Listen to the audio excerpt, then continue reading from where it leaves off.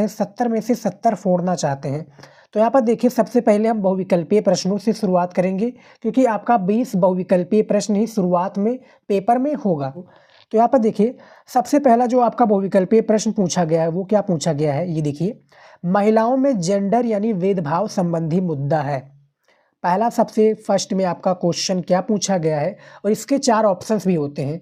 याद रखिएगा आपका 20 बहुविकल्पीय प्रश्न पूछा जाएगा होम साइंस में। सबसे ज़्यादा इंपॉर्टेंट होता है क्योंकि मार्क वाला होता है, और इसमें 70 नंबर का आपका पूर्णांक होता है। समझ में आ गया। तो महिलाओं का जेंडर यानी भेदभाव संबंधी मुद्दा है, ये आपके पास 4 ऑप्शंस हैं जैसा कि देख सकते हैं। चारों ऑप्शंस को आप क्या ध्यान से 15 मिनट जो आपका पेपर दिया जाएगा समय को, उसको आप पढ़ लीजिए, एनालिसिस कर लीजिएगा, यानी पूरे को एनालिसिस कर लीजिएगा, फिर इसका आंसर दीजिएगा। तो जो पहला प्रश्न है इसका राइट आंसर क्या हो जाएगा, पहले का आपका डी हो जाएगा, यानी उपयुक्त सभी हो जाएगा। तनाव तथा स्वास्थ्य पर प्रतिकूल प्रभाव का मसला, बिना जेंडर भेदभाव के कार्यस्थलों पर सुनिश्चित सुरक्षा का मुद्दा, मातृत्व लाभ तथा बच्चों की देखभाल के लिए सामाजिक सहायता का मुद्दा, ये महिलाओं का जेंडर भेदभाव संबंधी मुद्दा है। समझ में आ गया। तो पहले का डी राइट आंसर हो जाएगा। स्टूडेंट आपके जो होम साइंस है, होम साइंस में जहाँ पर दिखे इनमें से कोई नहीं, कावा खा दोनों या उपयुक्त में से सभी, तो उस पर आप टिक लगा दीजिएगा। जिनको कुछ नहीं आता, मैं ट्रिक बता रहा हूँ, जिनको कुछ भी नहीं आता वो ये ट्रिक फॉलो करेंगे, उनको पूरा नंबर मिलेगा। लेकिन जो कंफर्म है कि भैया इसका आंसर ये नहीं ये होगा, वो पूर्ण रूप से अपना आंसर यानी क्वेश्चन का पूरा हल करेंगे। दूसरा प्रश्न देखिए क्या है, वर्तमान में, यहाँ पर देखिए वर्तमान में मैं दिखा दूं फिर से, ये देखिए वर्तमान औद्योगिक एवं मशीनी, यहाँ पर देखिए मशीनी युग में भारत के पारंपरिक व्यवसाय कौन से हैं, अधिक फल फूल रहे हैं, काफ़ी पिछड़ गए हैं, पहले जैसे ही हैं, या स्पष्ट क्या है स्थित है। तो इनमें से आपका बी हो जाएगा, काफ़ी पिछड़ गए हैं, जो कि दूसरे का बी राइट आंसर हो जाएगा। क्या है, वर्तमान औद्योगिक एवं मशीनी युग में भारत के पारंपरिक व्यवसाय। क्या भैया जो ग्रामीण इलाके के लोग हैं, क्या है ग्रामीण इलाके के जो लोग हैं वो क्या है मशीनों का उपयोग नहीं करना चाहते, वो आधुनिक तरीकों से अपने हिसाब से करना चाहते हैं कृषि। समझ में आ गया। तो आपका दूसरे का बी राइट आंसर हो जाएगा। उसके बाद में देखिए तीसरा नंबर प्रश्न क्या पूछा गया है, ये देखिए यहाँ पर देखिए 4 ऑप्शंस हैं। तीसरे नंबर प्रश्न का राइट आंसर क्या हो जाएगा, मैं आपको पहले प्रश्न बता दूं फिर राइट आंसर बताएंगे। ये देखिए, आहार एवं पोषण संबंधी देखभाल में ध्यान रखने योग्य कारक है, कौन सा है, आहार एवं पोषण संबंधी देखभाल में ध्यान रखने योग्य कारक कौन सा है। तो इनमें से ए राइट आंसर हो जाएगा। हम आपको क्या है सीधा राइट आंसर ही बताएंगे, फालतू चीजें हम इसमें नहीं बताएंगे। ए आपका हो जाएगा व्यक्ति की आयु, जेंडर, शारीरिक अवस्था, रोजगार या व्यवसाय तथा स्वास्थ्य की स्थिति, ये आपका आहार एवं पोषण संबंधी देखभाल में क्या है ध्यान रखने योग्य कारक है। समझ में आ गया। तो पहले का तीसरे का आपका क्या है ए राइट आंसर हो जाएगा। चौथा नंबर प्रश्न देखिए क्या है, ये देखिए, रोगी व्यक्ति के लिए उसकी चिकित्सीय आवश्यकताओं की पूर्ति के लिए क्या है निर्धारित आहार को कहा जाता है। ए आपका सस्ता एवं स्वादिष्ट आहार, विसंश्लेषित आहार, या सी अल्प आहार, या डी नियमित पौष्टिक आहार। तो जो आपका 4 नंबर है, 4 नंबर का बी राइट आंसर हो जाएगा, संश्लेषित आहार हो जाएगा, जो कि क्या है रोगी व्यक्ति के लिए उसकी चिकित्सीय आवश्यकताओं की पूर्ति के लिए निर्धारित आहार को संश्लेषित आहार कहा जाता है। समझ में आ गया। 5वां नंबर देखिए, सारे प्रश्न इंपॉर्टेंट है और आपने क्वेश्चन बैंक लिया है तो बहुत ही अच्छी बात है, बुक लिया है तो वो भी अच्छी बात है। ज़्यादा से ज़्यादा आप लोग क्या है मॉडल पेपर को सॉल्व कीजिए, पुराने मॉडल पेपर को, जो आपका बुक में मॉडल पेपर दिया हुआ है, पीछे वाली साइड में आपके मॉडल पेपर दिए होते हैं, और क्वेश्चन बैंक में भी मॉडल पेपर दिए होते हैं। और मैं जो मॉडल पेपर लेकर आता हूँ उसको भी ज़्यादा से ज़्यादा मॉडल पेपर्स को तैयार कीजिए, उसके क्वेश्चंस को तैयार कीजिए। समझ में आ गया। 5वां प्रश्न क्या है, पोषण ब्रैकेट में देखिए अल्प पोषण संबंधी समस्या क्या का कारण है।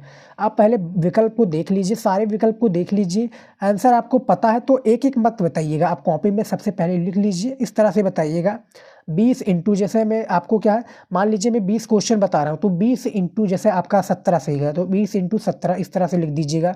25 बता रहा हूँ तो 25 गुणे 18 आपका सही है तो 18, इस तरह से आप जितना भी सही उसका आप कमेंट में आंसर ईमानदारी से ज़रूर बताइएगा। उसी प्रकार से हम आपके होम साइंस यानी इसकी तैयारी अच्छे से करा पाएंगे होम साइंस की। तो 5वें का आपका डी राइट आंसर हो जाएगा, उपयुक्त सभी कारक हो जाएंगे, इसको आप पढ़ लीजिएगा। 5वें का डी राइट आंसर है। 6 नंबर प्रश्न देखिए, रतौंधी, देखिए रतौंधी नामक रोग हो जाता है, किससे हो जाता है, प्रोटीन की अत्यधिक कमी से, या लोह क्या है, खनिज के अत्यधिक करने के कारण, विटामिन ए की कमी के कारण, या डी किसी अज्ञात कारण। तो इनमें से जो आपका 6 है, इनमें से विटामिन ए की कमी के कारण रतौंधी नामक क्या है, रोग हो जाता है।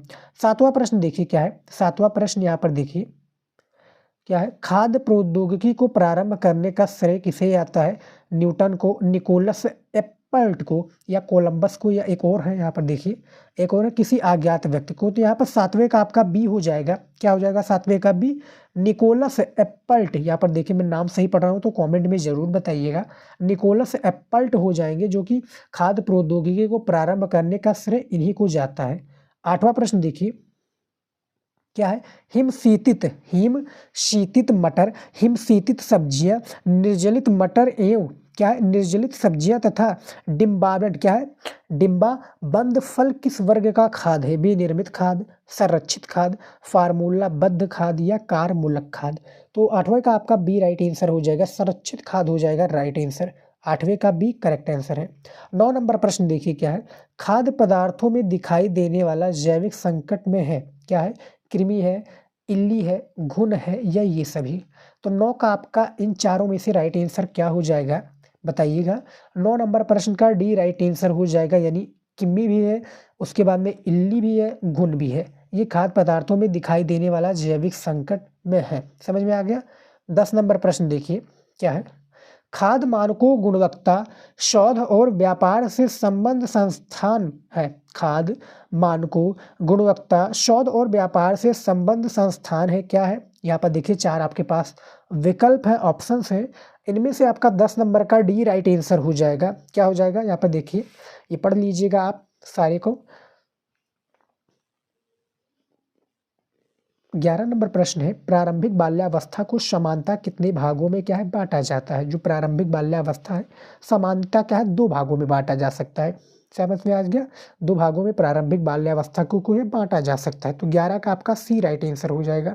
उसके बाद में देखिए अगला प्रश्न क्या पूछा गया है, 12 नंबर, ये देखिए, राष्ट्रीय पाठ्यचर्या की रूपरेखा 2005 के अंतर्गत प्रारंभिक बाल्यावस्था, यहाँ पर देखिए प्रारंभिक बाल्यावस्था में देखभाल और शिक्षा का उद्देश्य है। ए आपका बच्चों का समग्र विकास करना, जिससे वो अपनी क्या है क्षमता पहचान सके, या बी छोटे बच्चों को विद्यालय के लिए तैयार करना, सी महिलाओं और बच्चों के लिए सहायता सेवाएं प्रदान करना, या डी उपयुक्त सभी उद्देश्य। तो 12 नंबर का आपका डी हो जाएगा, यानी ये सभी चीज़ें हैं जो कि रूपरेखा 2005 के अंतर्गत प्रारंभिक बाल्यावस्था में देखभाल और शिक्षा का उद्देश्य है। समझ में आ गया। 13 नंबर प्रश्न देखिए क्या है, युवाओं में पाए जाने वाला संवेदनशील समूह है। जो युवाएं हैं, युवाओं में पाए जाने वाला संवेदनशील क्या है, तो 13 का आपका डी हो जाएगा, उपयुक्त सभी हो जाएगा। इसको आराम से आप वीडियो को रोक कर भी पढ़ सकते हैं। समझ में आ गया। मैं आपको राइट आंसर बताता चलूँगा। हालांकि मैं आपको पूरा बता चुका हूँ पहले ही कि मैं होम साइंस का टीचर नहीं हूँ, लेकिन काफ़ी विद्यार्थी हमसे हमारे पास कमेंट करते हैं, रिक्वेस्ट करते हैं कि सर आप इस पर कुछ इंपॉर्टेंट वीडियो बना दीजिए। तो हम वो इंपॉर्टेंट वीडियो लेकर आ रहे हैं, और आपके लिए हमने टॉपिक वाला भी वीडियो बना दिया है, जिसमें हमने क्या है महत्वपूर्ण जो आपका अति लघु उत्तरीय प्रश्न और क्या लघु उत्तरीय प्रश्न है उसको हमने बताया हुआ। टॉपिक वाला वीडियो आप जरूर देख लीजिएगा होम साइंस का। 14 नंबर प्रश्न है, भारत में किशोरों के लिए न्याय का प्राथमिक विविध ढांचा है। जो भारत में किशोरों हैं इनके लिए क्या है न्याय के विविध ढांचा क्या है, किशोरों न्याय अधिनियम 2000, भारतीय दंड संहिता, बाल विकास सेवाएं, या इनमें से कोई नहीं। तो आपका इनमें से क्या राइट आंसर हो जाएगा, ए राइट आंसर हो जाएगा, किशोर न्याय अधिनियम 2000 हो जाएगा 14 नंबर प्रश्न का सही विकल्प। 15 नंबर प्रश्न देखिए है क्या है, 15 नंबर, भोपाल में विषैली गैस के रिसाव की घटना कब घटी। ऐसे ही आपका प्रश्न आएगा होम साइंस में, तैयार कर लीजिएगा। तो जो भोपाल में विषैली जो गैस का रिसाव घटना जो घटी वो आपका 1984 में 4 दिसंबर, याद रखिएगा प्यारे स्टूडेंट, कितने 4 दिसंबर 1984 को भोपाल में विषैली गैस के रिसाव की घटना घटी थी। 16 नंबर प्रश्न देखिए क्या है यहाँ पर, रंग को कितने रूप में उल्लेखित किया जा सकता है, 3, 5, 4 या 7 रंगों में। तो 16 नंबर का ए हो जाएगा, 3 प्रकार क्या है रंगों को उल्लेखित किया जा सकता है। तो 16 का आपका ए राइट आंसर हो जाएगा। 17 नंबर प्रश्न देखिए क्या है, सरल रेखा का प्रकार है ऊर्ध्वाधर रेखाएं, क्षैतिज रेखाएं, तिरछी अथवा विकर्ण रेखाएं या ये सभी, यानी ये सभी प्रकार के। तो 17 नंबर का आपका डी राइट आंसर हो जाएगा। क्या हो जाएगा? ये सभी प्रकार के हो जाएंगे, जो कि सरल रेखा का क्या है? प्रकार है। समझ में आ गया? तो 17 का डी बिल्कुल करेक्ट आंसर है। 18 नंबर प्रश्न देखिए क्या है। वस्त्र निर्माण के क्षेत्र में क्रांति आई। कब क्रांति आई? जो वस्त्र निर्माण के क्षेत्र है इसमें क्रांति कब आई, इसके बारे में बताना है। ए आपका रेशम के आविष्कार से, बी कताई यंत्र के आविष्कार से, सी सिलाई मशीन के आविष्कार से, या डी फैशन की होड़ में। तो भैया जो आपका ये राइट आंसर हो जाएगा 18 का आपका सी हो जाएगा, सिलाई मशीन के आविष्कार से हो जाएगा, जो कि वस्त्र निर्माण के क्षेत्र में क्या है? क्रांति आई। और प्लीज़ आप लोग क्या है, हम जो भैया भैया बाद में वीडियोज़ में बोलता रहता हूँ, प्लीज़ इसको आप लोग इग्नोर कीजिएगा।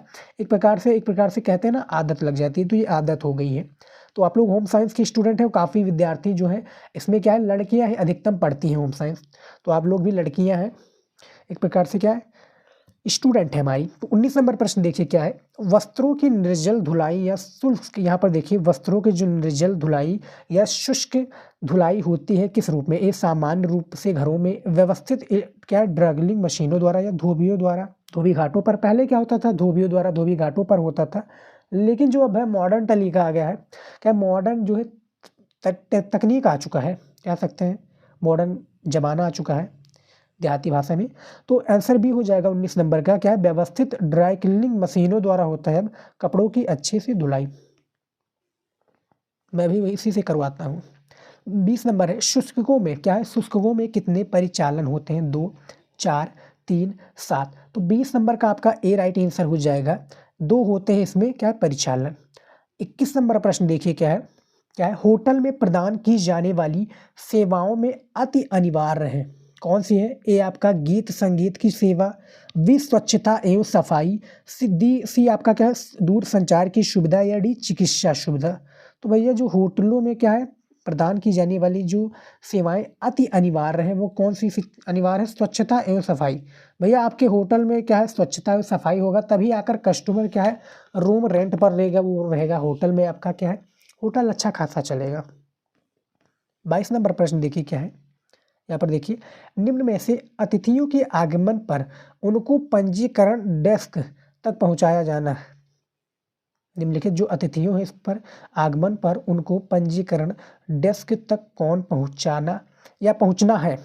डेस्क पर कौन पहुंचाना है या पहुंचाना है? दरबान, प्रमुख कार्यालय प्रबंधक, प्रमुख कार्यालय एजेंट, या दूरभाष परिचालक। तो 22 का आपका ए हो जाएगा, दरबान हो जाएगा राइट आंसर। समझ में आ गया? अगला प्रश्न देखिए 23 नंबर। ये देखिए, उपभोक्ता को संरक्षण प्रदान करने का सरकार द्वारा किया गया प्रावधान क्या है? यहाँ पर देखिए सरकार द्वारा जो किया गया प्रावधान है वो आपका 23 का सी हो जाएगा, मानकीकरण चिन्हों का प्रावधान। यानी 23 नंबर का आपका जो राइट आंसर हो जाएगा वो सी विकल्प राइट आंसर है। समझ में आ गया? अगला प्रश्न देखिए 24 नंबर। 24 नंबर प्रश्न है, अच्छी गुणवत्ता की ऊन पर, यहाँ पर देखिए ऊन जो कि कपड़े जिससे क्या है स्वेटर वेटर बनाया जाता है, तो अच्छी गुणवत्ता की ऊन पर कौन सा मानक चिन्ह होता है? सिल मार्क, हॉल मार्क, वूल मार्क, या इको मार्क। तो इनमें भैया जो आपका राइट आंसर हो जाएगा सी हो जाएगा, वूल मार्क। वूल मार्क हो जाएगा वूल। प्रश्न देखिए क्या है। रेड रिबन एक्सप्रेस की यात्रा कहाँ से प्रारंभ हुई थी? ए आपका कन्याकुमारी से, बी चेन्नई से, सी चंडीगढ़ से, या डी मुंबई से। तो इनमें से आपका जो राइट आंसर हो जाएगा ए हो जाएगा, कन्याकुमारी से रेड रिबन एक्सप्रेस की यात्रा क्या है प्रारंभ हुई थी। 26 नंबर प्रश्न देखिए, जनसंपर्क का कार्य है, जनसंपर्क जो है इसका कार्य क्या है? तो इनमें से डी हो जाएगा, उपयुक्त सभी कार्य, यानी वक्तव्य हुआ, और फ्रेश क्या है विज्ञप्तियों तैयार करना, बी प्रचार करना, या सी संबंध बनाना। समझ में आ गया? 27 नंबर प्रश्न देखिए यहाँ पर। 27 नंबर प्रश्न क्या पूछा गया है? जनसंपर्क विभाग द्वारा विज्ञापन दिया जाता है, ए आपका बचत करने के लिए, बी विस्तृत जानकारी देने के लिए, या सी दिखावे के लिए, और जो आपका डी दिया हुआ है क्या है औपचारिकतावास के लिए। तो इनमें से जो 27 नंबर है फिलहाल इसका राइट आंसर हो जाएगा बी हो जाएगा, विस्तृत जानकारी के लिए हो जाएगा 27 नंबर का बी बिल्कुल करेक्ट आंसर। समझ में आ गया? चलिए देखते हैं अगला प्रश्न। अब देखिए हमारा महत्वपूर्ण अति लघु उत्तरीय प्रश्न आ चुका है, जो कि सबसे ज़्यादा इंपॉर्टेंट है आपके होम साइंस की तैयारी के लिए। तो इसको भी हम बता देते हैं जो महत्वपूर्ण है। खासकर ये एक ही नंबर का पूछा आता है, शायद होम साइंस में एक नंबर का पूछा आता है, कमेंट में ज़रूर बताइएगा। देखिए सबसे पहला प्रश्न क्या पूछा गया है अति लघु उत्तरीय प्रश्न का होम साइंस का यानी गृह विज्ञान का, जीविका से क्या आशय है। सबसे पहला प्रश्न है जीविका से आशय क्या है, तो इसका आंसर देखिए, जीविका से आशय उस साधन तथा व्यवसाय से है जिसके द्वारा व्यक्ति अपनी मूलभूत आवश्यकताओं की पूर्ति की उपाय करता है तथा अपनी जीवन शैली को बनाए रखता है। इस प्रकार कहा जा सकता है कि जीविका में व्यक्ति के क्या है व्यवसाय, जीविका का मार्ग या माध्यम तथा जीवन शैली के लिए किए जाने वाले कार्य क्या है निहित होते हैं। ये जीविका का आशय है, जैसा कि आप देख सकते हैं जो आपका परिभाषा दिया हुआ था कि जीविका से आशय क्या है, इसका आंसर इस तरह से हो जाएगा। यहाँ पर देख लीजिए सारे का हमने आंसर बता दिया है। दूसरा प्रश्न देखिए क्या है, पोषण संबंधी देखभाल की दो मुख्य गतिविधियों या कार्य बताइए। तो यहाँ पर देखिए इसका आंसर सबसे पहले, रोग के दशा में पोषण संबंधी देखभाल में विभिन्न गतिविधियां सम्मिलित होती हैं जिनमें से दो मुख्य इस प्रकार से या निम्नलिखित है या निम्नलिखित है। तो सबसे पहला है देखिए, सबसे पहला यहाँ पे देखिए क्या है, रोगी, ये देखिए रोगी की पोषण संबंधी स्थिति का सही मूल्यांकन करना तथा पोषण संबंधी प्रत्येक समस्या का समुचित निदान या निवारण करना।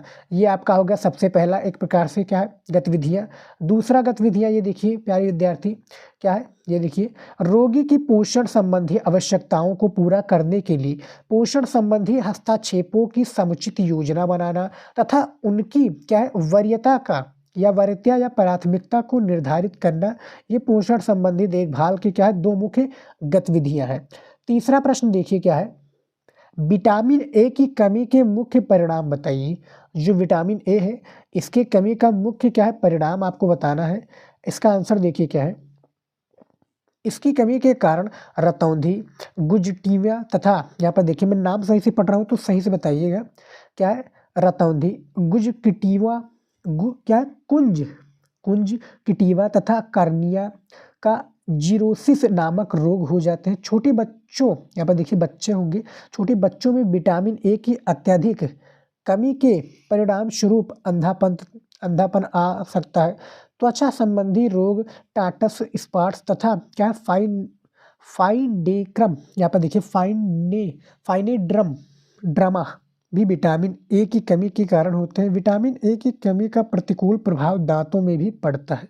तो यानी जो पूछा गया था कि विटामिन ए की कमी के मुख्य परिणाम क्या है, वो यही हो जाएंगे। चौथा नंबर प्रश्न देखिए क्या है, खाद्य पदार्थों के नष्ट होने में लगने वाले समय के आधार पर वर्ग बताइए। ये देखिए तो इसका वर्ग देखिए क्या है, जो खाद्य में समय लगता है इसके वर्ग के बारे में बताना है हमें। आंसर देखिए, खाद्य पदार्थों के नष्ट होने में लगने वाले समय के आधार पर 3 वर्ग निर्धारित किए गए हैं। क्रमशः ये वर्ग है। सबसे पहला वर्ग आपका क्या है, ये देखिए सबसे पहला वर्ग क्या है प्यारे विद्यार्थी, शीघ्र नष्ट होने वाले खाद्य पदार्थ। दूसरा आपका क्या है अर्ध नाशवान खाद्य पदार्थ। तीसरा आपका है अनाशवान खाद्य पदार्थ। तो ये क्या है, यहाँ पर देखिए क्या पूछा गया है, खाद्य पदार्थों के नष्ट होने में लगने वाले समय के आधार पर वर्ग है 3 प्रकार के। उसके बाद में देखिए अगला प्रश्न क्या है, 5वां नंबर, सदूषण।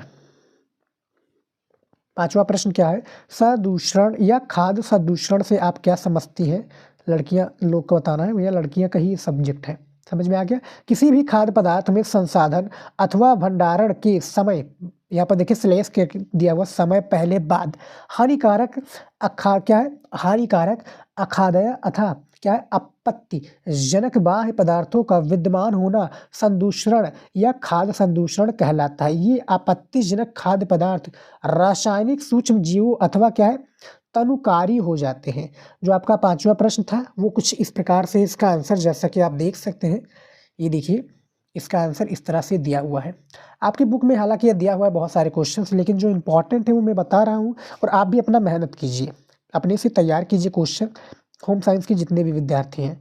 उसके बाद में देखिए 6 नंबर प्रश्न क्या पूछा गया है, ये देखिए 2 से 3 वर्ष की आयु 2 से 3 वर्ष की आयु वाले बच्चों की विकास की आवश्यकता पूर्ति के लिए भारत सरकार में क्या व्यवस्था की गई है। यानी जो भारत सरकार में जो व्यवस्था की गई है वो कौन सी व्यवस्था की गई है इसके बारे में बताना है। तो देखिए भारत सरकार ने इस आयु वर्ग के बच्चों के विकास की आवश्यकता पूर्ति के लिए आंगनवाड़ियाँ की व्यवस्था की गई है। आंगनवाड़ी ग्रामीण इलाका में होगा, आपको पता ही होगा, जो ग्रामीण इलाके के लोग हैं, विद्यार्थी हैं, जो लड़कियां हैं, तो आंगनवाड़ियों की व्यवस्था की है। ये आंगनवाड़ियाँ क्या है, समेकित आंगनवाड़ियाँ समेकित बाल विकास सेवाओं जिसको हम ICDS के अंतर्गत कार्य करती हैं। समझ में आ गया। 2 से 3 वर्ष की आयु वाले बच्चे हैं उनके लिए व्यवस्था पूर्ण रूप से है कि भैया सबसे पहले वो क्या है, आंगनवाड़ी में जाए, धीरे धीरे वो प्रोग्रेस करेंगे, फिर क्या स्कूल में जाने लगेंगे, स्कूल के बाद में जब वो 12th पास करेंगे तो कॉलेज में जाएंगे, तो धीरे धीरे जो प्रक्रियाएं वो चलती रहेंगी। समझ में आ गया।